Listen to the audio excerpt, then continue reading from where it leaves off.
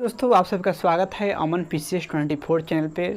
और आज हम एक ऐसा टॉपिक लेकर आए हैं जो कि पूरे विश्व में ऐसा भी हो सकता है जो हमारे लोकतंत्र के लिए बहुत ही ख़राब परिणाम है। और काफ़ी यह निंदा वाली विषय है कि कहीं पे लोकतंत्र है और वहाँ पे हारे हुए पार्टी अगर प्रधानमंत्री का शपथ लेता है और जीते हुए पार्टी को नहीं मौका मिलता है, तो आखिर ऐसे करना कैसे संभव हो पाता है किसी भी देश के लिए। तो हम बात करना चाहते हैं जो कि सेकेंड वर्ल्ड वार के जो हीरो रहे हैं, नायक रहे हैं, हिटलर, जो कि अपने देश में चुनाव हारने के बाद इन्होंने प्रधानमंत्री पद का शपथ लेते हैं। तो यह कैसे करते हैं ऐसा, और वास्तव में लोकतंत्र के लिए ऐसा करना क्या उचित है, आप अपना भी राय बताइएगा।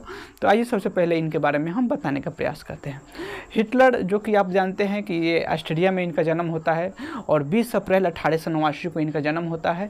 परंतु यह जर्मन में सेना में बहाल हो जाते हैं, तो जर्मन की तरफ से इन्होंने काफ़ी बेहतर तरीके से लड़ाई को लड़ा। परंतु उसी बीच क्या होता है, जर्मन हार भी जाता है। जर्मनी जब हार जाता है तो उसके बाद जब सेकेंड वर्ल्ड वार में उसके पहले काफ़ी जर्मन के साथ गलत परिणाम संधि होता है। इसके साथ काफ़ी देश को अलग किया जाता है, जो कि पोलैंड मुख्य जर्मन का पार्ट था उसको अलग किया गया। बहुत सारे सैनिक को इसमें फिक्स किया जाता है। तो इसी सब से लेके हिटलर के अंदर काफ़ी सारे नफरत पनप जाता है और उस नफरत का परिणाम आगे बहुत सारे लोगों के जीवन पर क्या असर पड़ता है उस चीज़ को आप देखिएगा। तो हिटलर, जो कि यह चुनाव भी लड़ा, लगभग 1919 ईस्वी में यह अपना पहला कदम राजनीतिक में रखता है।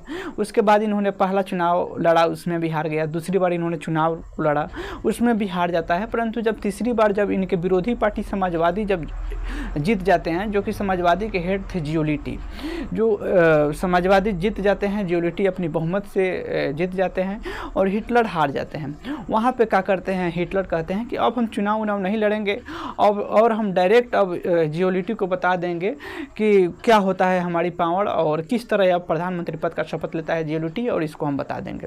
और क्या करता है हिटलर, इसके पार्टी जो नाजीवाद था, इसके पार्टी में बहुत बड़े बड़े लोग मेंबर थे। तो इन्होंने क्या किया था कि जो भी मेंबर थे उस सब लोगों को क्या किया था, रास्ते में बैठा दिया था कि जिस रास्ते से भी अगर जियोलिटी आता है उसको रास्ते में ही शपथ दिलवा दो, नहीं तो वहीं से उसको हटाकर कहीं पर ले जाके मार दो, फेंक दो या कुछ भी कर दो।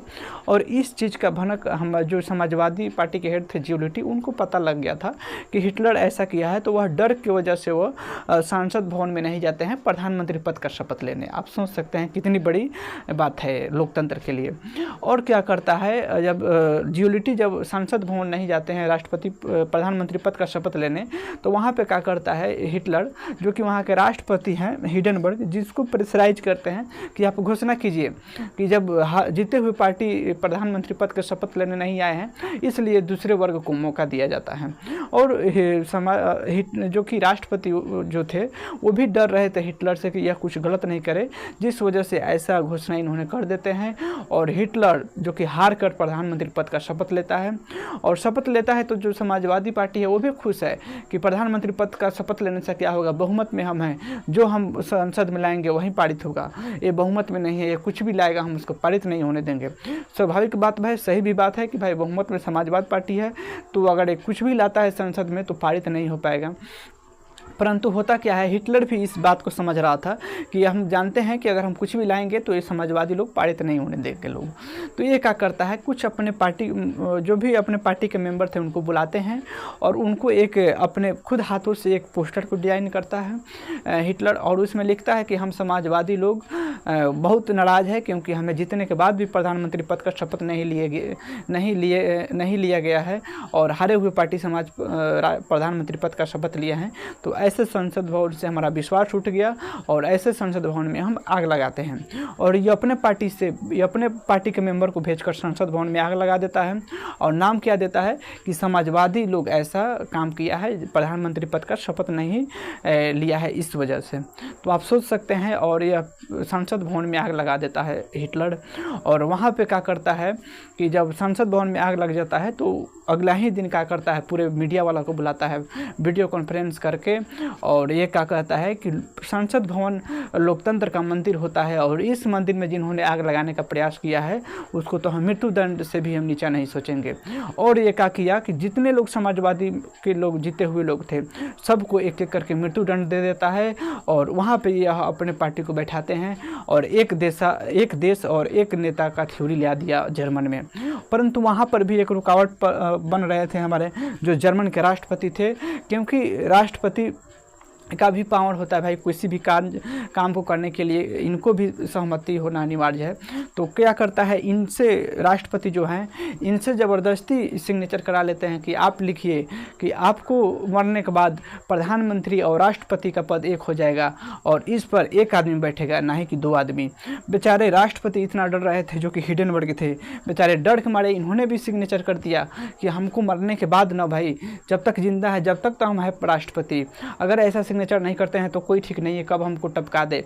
और ऐसा ही हुआ, साइन तो कर दिए राष्ट्रपति, परंतु हिटलर क्या किया, अगला ही साल क्या किया, जो कि हमारे राष्ट्रपति जो जर्मन के राष्ट्रपति हैं इनको जहर दे के इनको भी अगला ही साल मार देता है। और क्या किया हिटलर, एक देश और एक नेता का थ्योरी वास्तव में ला दिया। जब राष्ट्रपति मर जाते हैं अब जो चाहता है वो हिटलर कर पाता है और पूरे जर्मन में पूरे आतंक का माहौल बना दिया। यहूदी के बारे में कहा जाता है कि लगभग 80 लाख यहूदी को इन्होंने मरवा दिया था। मारने के लिए कोई बम बारूद का प्रयोग नहीं करता था, क्योंकि इसका कहना था कि कितना भाई गोली मारेंगे, कितना बारूद हम अपना बर्बाद करेंगे।